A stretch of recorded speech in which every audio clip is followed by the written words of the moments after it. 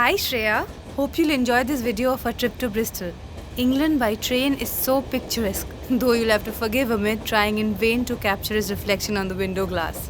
Bristol is charming, a seaside town growing every day. But I have a very special reason for sending it to you. It has a surprise in it for you and your grandma. For we were in Bristol for an unusual occasion, a date with Indian history. You know how much the British love and treasure the past. Bristol has an old cemetery called Arnault's Vale where the mausoleum of Raja Rammohun Roy stands, built in his memory by his friend and compatriot Prince Dwarkanath Tagore. On 27 September every year, that's where they remember Rammohun's death anniversary. Even today, 165 years later.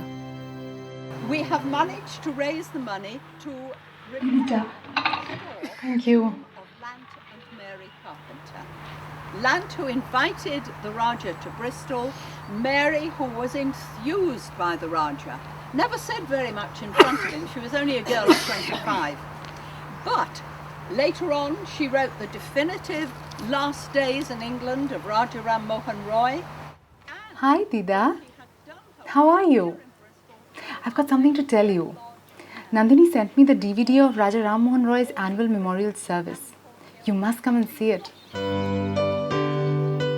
My grandmother, my link to the past since my first Brahmo Samaj prayer meeting on her lap, encouraged me to rediscover Rammohun, India's first modern savant. He was also a successful trader, a man of letters, philosopher, politician, and a social reformer who founded the Brahmo Samaj. I followed her lead and went off in search of him, to a museum dedicated to him. It was a revelation. Through the sunset of the Mughal and the dawn of the British Empire in the late 18th and early 19th centuries, he became one of the architects of modern India, in many more ways than one. Asato ma satgamaya tamaso ma jyotirgamaya. The Rammohun I discovered seemed more an enigma than a historical character. He emerged as a colossus, straddling two eventful centuries, both witness to phenomenal change when our ancient civilization met with the West. Potentially, it could have meant a serious conflict of civilizations, like the experience of our own times. But Rammohun found a unique creative opportunity where new worlds enriched old ones with thoughts and ideas that transformed the quality of our lives.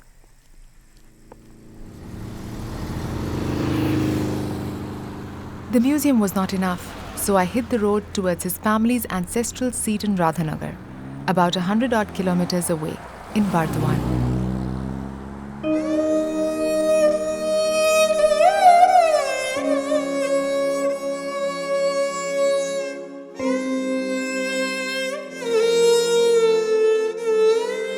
What I saw left me in awe. Even after 2 centuries, the ambience spelt power and wealth. Rammohun's father, Ramakanto, was a feudal lord, loyal to the Mughal rulers in Delhi. An air of devotion seemed to linger here, so I wasn't surprised to know that Ramakanto's politics never interfered with his faith as a devout Vaishnavite.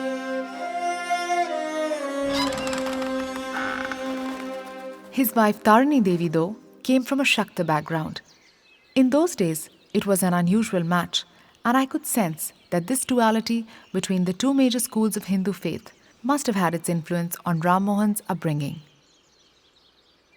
These walls seem to tell me the story of how Rammohun grew up to be both a man of the world, a trader and administrator, as well as a man of thought, a philosopher and social reformer.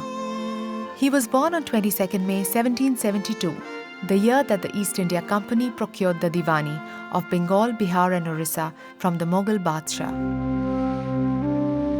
It also brought about the effective end of Nawabi rule in Bengal. Here, among the Radhanagar ruins, I understood scholar-historian Brojenshiel's description of Rammohun's times. The darkest age in modern Indian history, an old society and polity had crumbled down, and a new one had not yet been built in its place.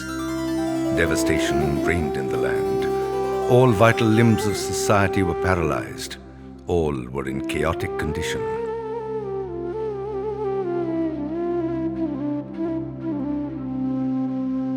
My journey into this dark age started with my grandmother's advice to meet scholars, read books, and look at paintings and woodcuts.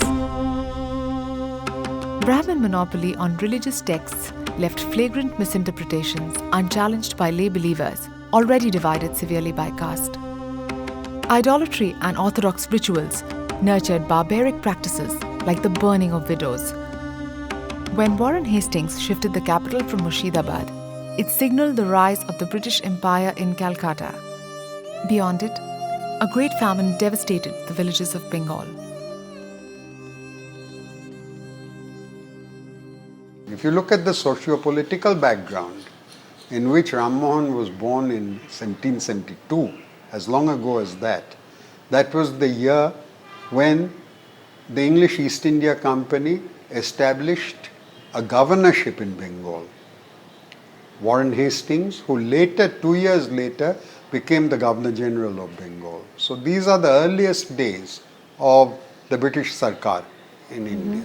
Few years before Rammohun was born, his father had taken part in a rebellion against the English East India Company on behalf of the last of the Mughal emperors, who was then Shahzada Ali Gohar, later called Shah Alam II. Rammohun's father had fought for the Rajah of Bardhaman, whose loyal feudal vassal he was. And these people at the Battle of the Banka River, just outside Bardhaman town, had made a desperate stand against British rule. Rammohun, of course, was born in an age when the Zamindars of Bengal had accepted the company's rule. Tradition, however, gave him a Sanskrit education, backed up with Arabic and Persian, the court language. By his teens, he was fluent in all three Asian languages, along with his mother tongue, Bengali. But it is interesting to remember that pretty early in his life, he chafed against his family's practices and became what in religious history we call the Ramata tradition, the Ramta Sadhu tradition. That is, a person who in search of religious understanding and meditative practices roams all over India. Rammohun has said in his autobiographical fragment that he travelled around northern India and perhaps southern India and certainly into Tibet of those days in the late 18th century, picking up not just Hindu learning but also the learning in Arabic about the Quran, the learning in Persian about secular matters of governance, and the learning that was available in the tantras, which were being read in far-off Nepal and Tibet. His early reading of the Quran shook his faith in Hindu idolatry and founded his lifelong admiration of the strict monotheism of Islam.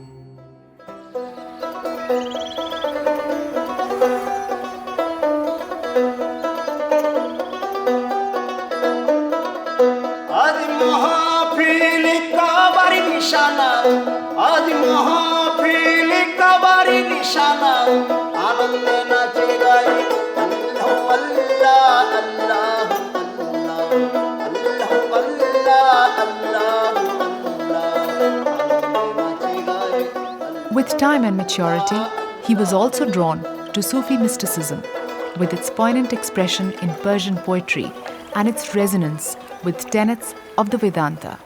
Sufism in Bengal had deep and popular roots.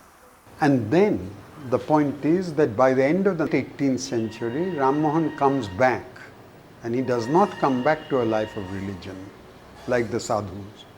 He does not become a sadhu.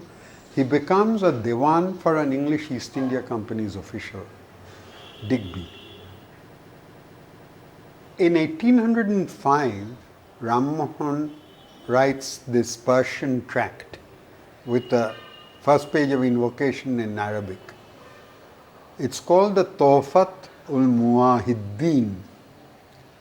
Tawfat, a present, Tofa. Ul Muwahiddin, those who believe in the unity of the deity. A gift to believers in the unity of the deity. So was that track a kind of manifesto for Rammohun? Yes, of course you're right, that this is what he is going to preach all his life. He is coming towards the end of his service career. In another 11 years, he is going to retire and settle down in Kolkata in 1814 or 16, I forget the exact date. And it is a manifesto for him that he is now talking in terms of democracy and the right to honor.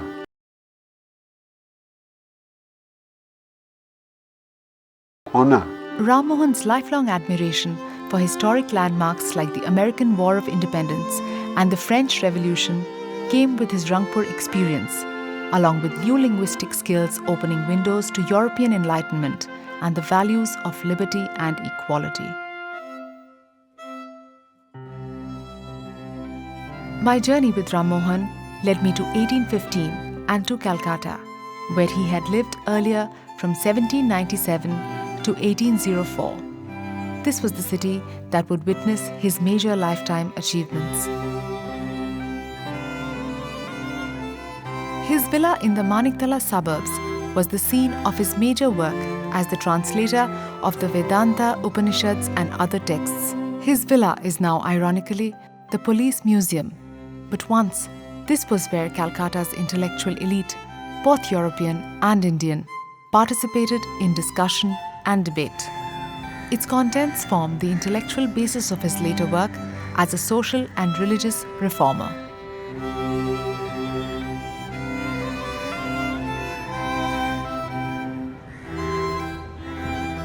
I discovered more at his Calcutta townhouse, which has recently been restored into a museum dedicated to him. I was surprised again and again by the unusual facets of his character and his concerns. I was surprised how much of what my generation and I believe in stems from what he first dared to think.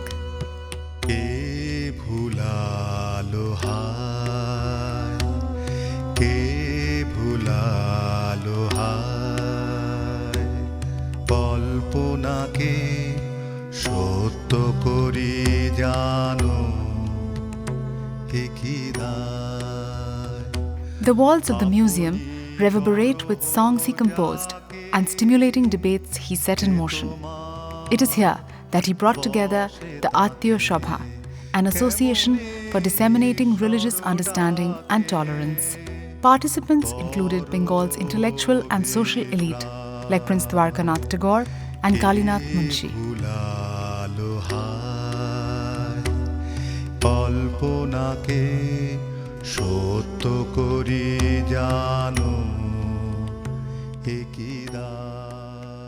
Rammohan ইংরেজিতেও লিখেছেন, বাংলাতেও লিখেছেন। তার রচনাবলী দুখণ্ডে বেরিয়েছে। ইংরেজি রচনাবলী যেমন আছে তেমনি বাংলায় তিনি প্রচুর লিখেছেন। তো এই বাংলা যে রচনা লিখছেন, মনে রাখতে হবে যে রামমোহন যখন লিখছেন 1815 থেকে তার বই বেরোতে শুরু করেছে। বেদান্ত সার, বেদান্ত গ্রন্থ থেকে শুরু করে সমসাময়িক বিভিন্ন পণ্ডিতদের সঙ্গে তার বিতর্ক, ভট্টাচার্যের সহিত বিচার, উৎসবানন্দ বিদ্যাবাগীশের সহিত বিচার, কবিতাকারের সহিত বিচার, সুব্রহ্মণ্য শাস্ত্রীর সহিত বিচার, এই যে বইগুলো, এগুলো খুব এক হিসেবে সাময়িক একটা বিতর্কমূলক রচনা, পলেমিক লেখা। সেই সময়ে কতগুলো সামাজিক ধর্মীয় সংস্কারকে কেন্দ্র করে গড়ে উঠেছে। বিশেষ করে আমরা জানি যে রামমোহন সহমরণ প্রথার বিরোধিতা করেছিলেন।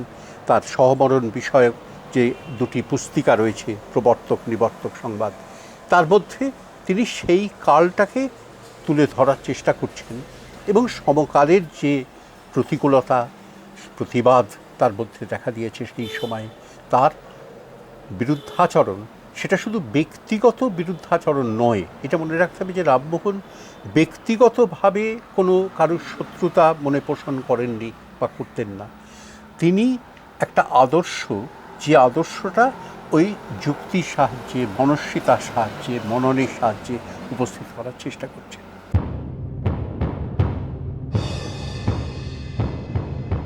Among his numerous interactions is the famous encounter with the southern scholar Subramanya Shastri. This was part of his larger campaign to confront and engage with a powerful and entrenched Hindu orthodoxy. He inaugurated an unknown spirit of freedom and rationality in theological discussions. My encounter with the museum's mural on Sati was a strong reminder of Rammohun's personal crusade against a barbaric custom. Much of the world justifiably remembers him by his spirited fight against the forced immolation of Hindu widows in their husband's funeral pyre. Memories of a film seen in childhood returned to me through its moving images. তোর পুণ্যে আমাদের স্বর্গবাস হবে। মৃত্যু তো আছে, কারোর আগে কারোর পরে। ভালো করে প্রতিসেবা কর, তোর কপাল জুড়ে সীতারামের আয়ু বেড়ে যেতে পারে। মা গঙ্গার কৃপায় সবই সম্ভব।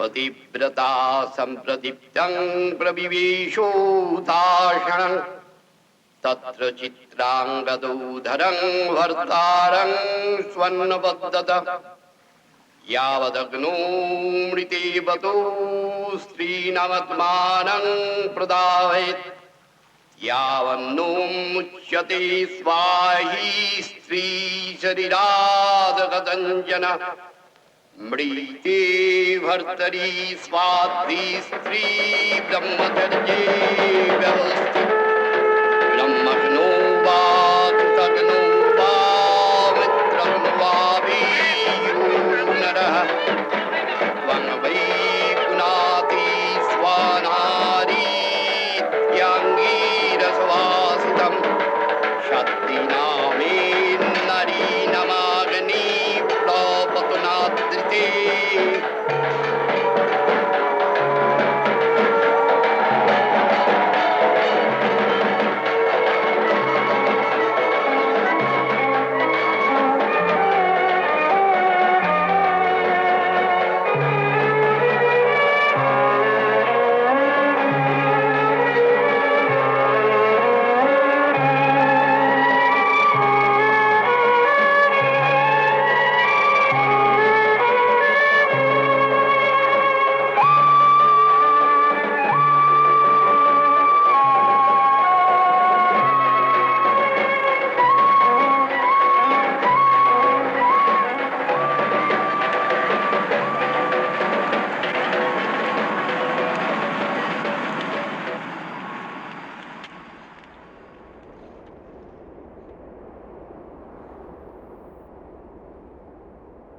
A deeply entrenched ritual, sati was condoned by faith and guarded by vested interests.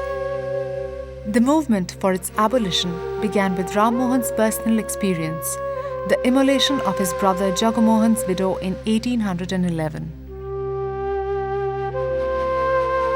The site of that barbaric ritual is today hallowed ground because this is where Rammohun swore to fight relentlessly for the abolition of sati.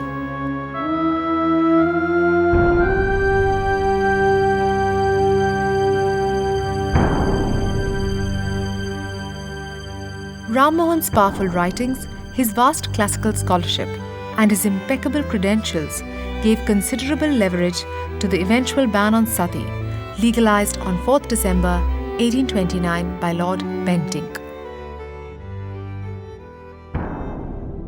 The practice of sati, or of burning or burying alive the widows of Hindus, is revolting to the feelings of human nature.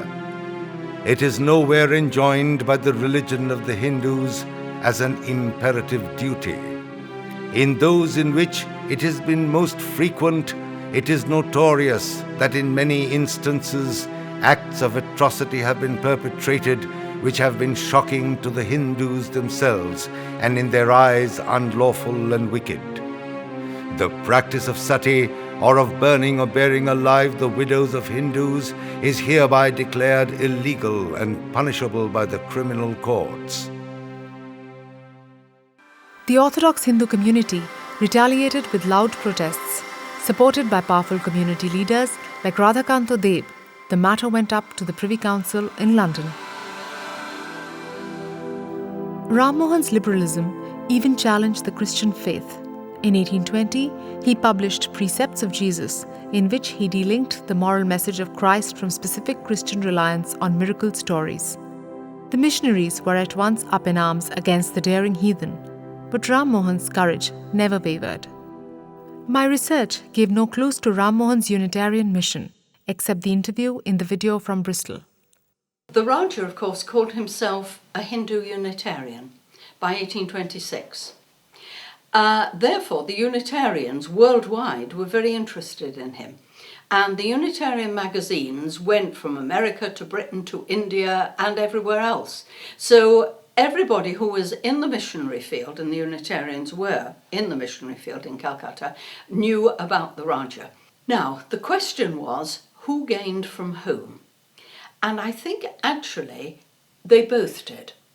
The Unitarians gained in the sense that the Brahmo Samaj developed later on, according to Keshab Chandra Sen, along slightly different lines, but they never forgot the Rajah's interest in Unitarianism.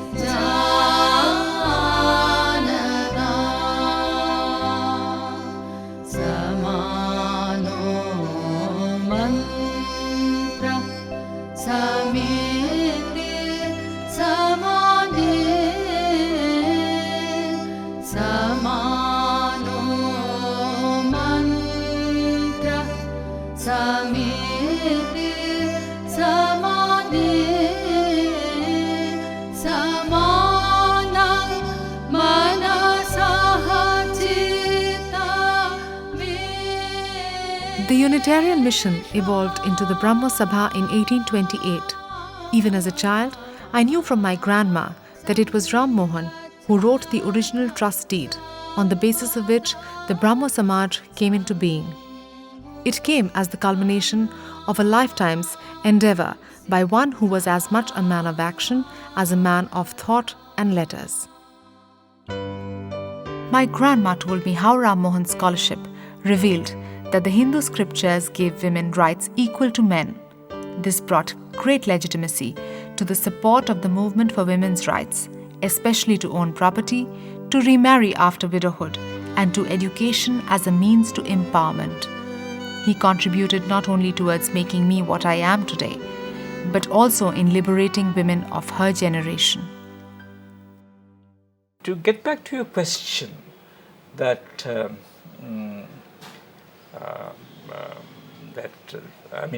what exactly is Rammohun's relevance today? Of course, one of the obvious things would be, we would say that he tried to synthesize. He tried to synthesize Hinduism, Christianity, and Islam. Certainly, a lot of Islam.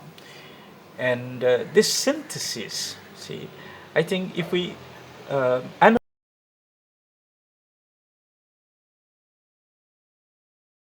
this synthesis, not go into the texts of the synthesis, but analyze the act of the synthesis, then we'll probably see that there was a basis of tolerance. And in a time when intolerance is so rampant, intolerance of every kind, not just religious intolerance, but also political intolerance, intolerance of ideology, we can see as a sort of a seed of tolerance, that he was trying to uh, preach tolerance, and by bringing these religions or religious ideologies together. তার প্রথম যে বই বেদান্ত গ্রন্থ, মনে রাখতে হবে যে যখন লেখা হচ্ছে 1815, তখনও পর্যন্ত বাংলা গদ্য আদৌ মানে তার শৈশবে পা দেয়নি। গদ্য তখন তৈরি হচ্ছে, গদ্য নির্মীয়মান গদ্য, আদৌ বাংলা গদ্য বলে কোনো কিছু তখন ছিল না, সাহিত্যিক গদ্য বলে কিছু ছিল না। ফলে এই বেদান্ত গ্রন্থের শুরুতেই তিনি একেবারে নির্দেশ দিয়েছেন যে কিভাবে গদ্য লিখতে হবে, কিভাবে গদ্য পড়তে হবে। অর্থাৎ এই যে আমরা বাংলা গদ্য এখনকার দিনে স্বাভাবিক পাংচুয়েশন চিহ্ন অনুসারে, অর্থাৎ ছেদ চিহ্ন অনুসারে আমরা পড়ে যাই, কমা, সেমিকোলন, দাঁড়ি এগুলো দিয়ে আমরা একটা বাক্যকে তৈরি করি। কিন্তু রামমোহন যখন গদ্য লিখছেন সে সময় তখন আদৌ কোনো পাংচুয়েশন চিহ্ন ছিল না। আজকের দিনে যে কারণে রামমোহনের গদ্য পড়তে আমাদের একটু কষ্ট হয়, একটু অসুবিধা হয়, সেই জন্য প্রথমেই তিনি বলে নিচ্ছেন ওই বেদান্ত গ্রন্থের গোড়াতেই যে গদ্য রচনা, গদ্য পাঠের রীতি প্রকরণটা কী হবে। বাক্যের প্রারম্ভ আর সমাপ্তি এই দুয়ের বিবেচনা বিশেষ মতে করিতে উচিত হয়। যে যে স্থানে যখন যাহা যেমন ইত্যাদি শব্দ আছে, তাহার প্রতিশব্দ তখন তাহা সেইরূপ ইত্যাদিকে পূর্বের সহিত অন্বয় করিয়া বাক্যের শেষ করিবেন। এই যে কী করে বাক্য তৈরি করতে হয়, অর্থাৎ আমাদের মননের ভাষা রামমোহন তৈরি করে দিয়ে গেলেন। Another thing, I think, it is said that Rammohun was the architect of English education in India. He wrote a very famous letter to Lord Amherst in 1823. A thing that Rammohun was trying to say in the letter, that it's not just English. English is simply a vehicle. See, English is some kind of a medium. It's not English education for English education's sake. But he wanted English. I mean, certainly he wanted English as, say, a vehicle for natural sciences, for science, he mentioned chemistry, he mentions mathematics, you see. And since, this was a time when all the ancient sources of the sciences, see, we rediscovered Indian science, ancient Indian science, ancient Indian scientific texts later. See, since all this were, let's say, in some kind of dormant condition, see, Rammohun was probably right to think that English is the right instrument through which, see, new education can come. Unfortunately, what came was Macaulay. And what Macaulay wanted was not science, not natural sciences, not, say, rationality, not, let's say, 18th century reason, you see, but English educated clerks, see, who do the work for us. That was Macaulay's famous minute. Though the pioneering voice of Rammohun in education led to the foundation of the Hindu College on 20th January 1817, he was not included in the committee because wealthy Orthodox Hindus objected to his presence. But I would like to emphasize that throughout this concern with religion, Rammohun is carrying on what was called, what I think you yourself said, was his early manifesto. A manifesto of political equalization with the forces of colonialism. The two famous things for which he is known, the first is his criticism of the gagging of the press. Amherst, the man whose name was later to be given to the street on which he lived, Governor General in Bengal in the early 1820s, was responsible for an ordinance which tried to say that various groups of Indians could not express their views as openly as they wished. The British, when they came to power, were accepted with phul chandan, flowers and sandalwood paste, in celebration because they were seen as the harbingers of a new destiny. Was it this destiny, the note says, which is going to gag the minds of those who are looking for modernity? No. And what does he do? He stops publishing the paper, one of the first newspapers to come out in Kolkata, in an Indian language. Now, it is significant that this paper is not in Bengali. Rammohun is writing in the language of his Mughal forebears. It's called the Miratul Akhbar, news. And he stops the publication of Miratul Akhbar in protest against the ordinance. So, in a sense, Rammohun is one of the earliest people who is teaching us the virtues of non-violent protest. Not just waving one's sword and dying fighting, but of living to fight another day and to protest yet another day. This is the message that is going to grow in the 19th century in moderate nationalism all over India.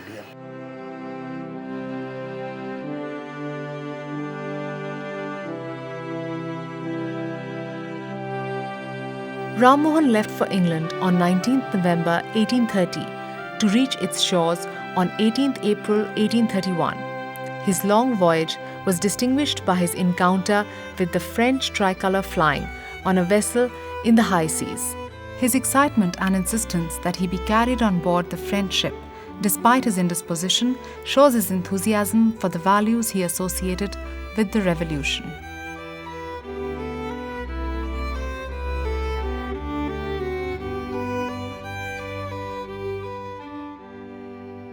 It is from England that he can learn more about the principles of modern liberty. He wants to go to the home of parliamentary democracy. He wants to learn how parliamentary democracy can be brought to India. And he is prepared even to do this as an emissary of the broken down Mughal Empire. Shah Alam has given way, blinded and toothless in 1803 to a new emperor, so-called. He is no more an emperor, Akbar II, who is just a pensioner of the British. This person, fighting for the rights of his family and privileges, having been expropriated largely by the Marathas and the British, is now appealing to the crown to see that his rights and privileges are maintained. He confers the title of Rajah on Rammohun. We forget this. Rammohun was given the title of Rajah by the Mughals. Again, the same message is being repeated, the same duality between the late Mughals and the early British. And Rammohun goes to England to plead the Mughal case in Parliament. The British treat that with contempt.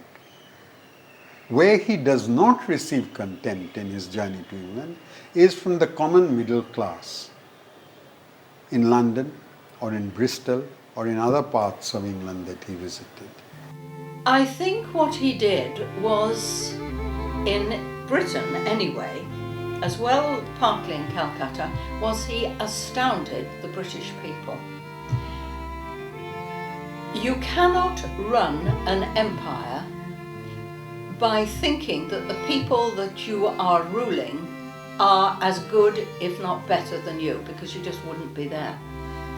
But when the Rajah appeared, and when he spoke, I think the great British public realised the quality of the man, the quality of what the Bengali Renaissance was producing at the time, the quality of intellect, because not only was he skilled in his own Vedic background, in Islam as well, but he understood the nuances of the West. And I think it was that absolutely amazed the British public.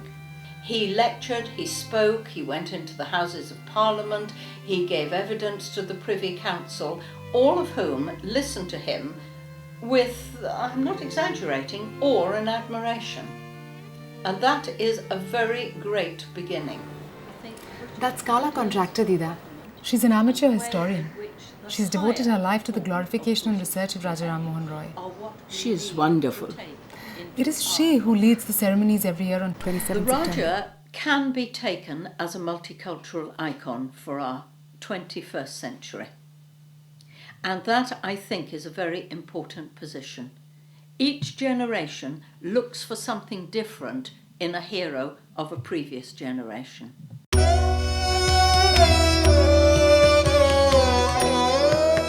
কি স্বদেশে কি বিদেশে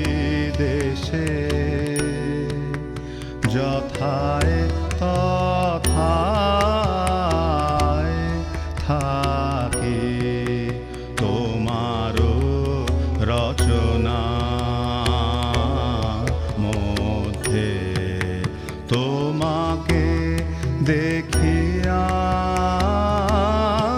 ডাকি কি স্বদেশে কি বিদেশে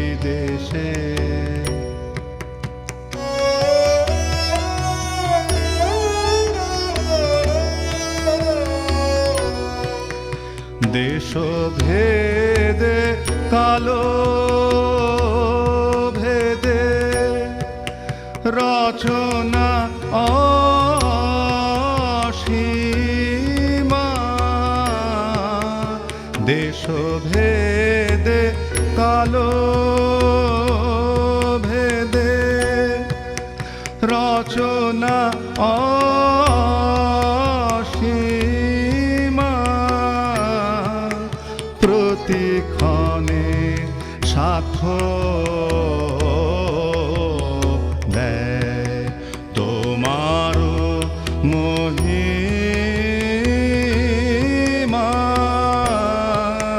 তোমারও প্রভাব